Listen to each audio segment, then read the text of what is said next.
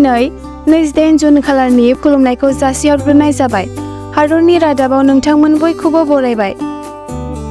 अन्नानै हादरनि रादाब चेनेलखौ लाइक आरो साबस्क्राइब खालामना हो। दानिया फैदो दिनैनि रादाबाव। मटर साइकेल, अट' आरो इ-रिक्सा सालायग्राफोरनि थाखाय मोनसे गोदान रुल फोसावदों आसाम सोरखारनिफ्राय। हेलमेट गानैनि थाखायल' साखा खबनै सालायगिरिफोरखौ जुरिमाना होनांगोन। अट' आरो इ-रिक्सानि थाखाय जुरिमाना गैया।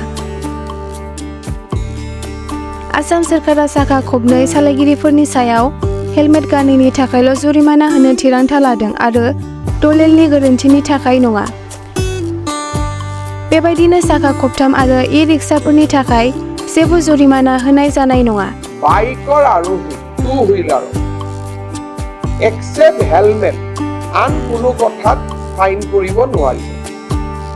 অকল হেলমেট নিপিন্ধিলে ফাইন হ'ব, বাকী আৰু কাগজ নাই, পত্ৰ নাই, এইবিলাকত যিটো ফাইন কৰে সেই ফাইনটো আৰু এতিয়াৰ পৰা নকৰিব।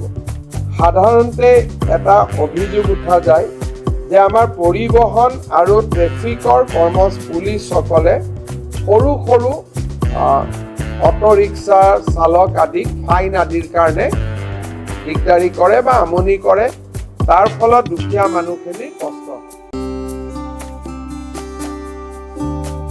नलबारियाव जानाय केबिनेट जथुमनि उनाव खौरां बिजोङाव फोरमायथि होनानै जेराव थांखि लानाय जादोंमोन, बृहस्पतिबार 27 जुन खालि गिबि मन्थ्रि हिमन्त बिश्व शर्माया मिथिहोयो दि गुबुन गासिबो दायनि थाखाय आयेनारि राहा लानाय जागोन। बेराफारसेथिं अट' आरो इ-रिक्साफोरखौ गले गले दाय खालामनायनि उनावसो जुरिमाना लानाय जागोन।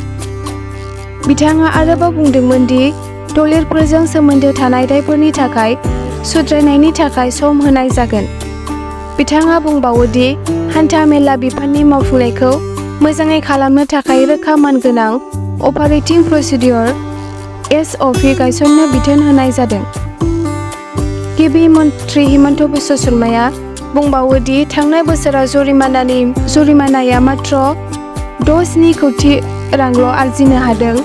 बेबादि एसेल' बिबांनि थाखाय गोरिब सुबुंफोरखौ नोजोर होनाया गनायजाथाव नङा, बिथाङा बुंदोंमोन। एसेनोसै दिनैनि रादाबाव। भिडिअखौ जोबजासिम नायनायनि थाखाय हामबायसै। नोंथांमोननिसिम गुरै खावलायनाय, अन्नानै हादरनि रादाब चेनेलखौ साबस्क्राइब आरो नटिफिकेशन बेलखौ अन खालामनानै दोन हादरनि रादाबनिफ्राय नटिफिकेशन मोननो थाखाय।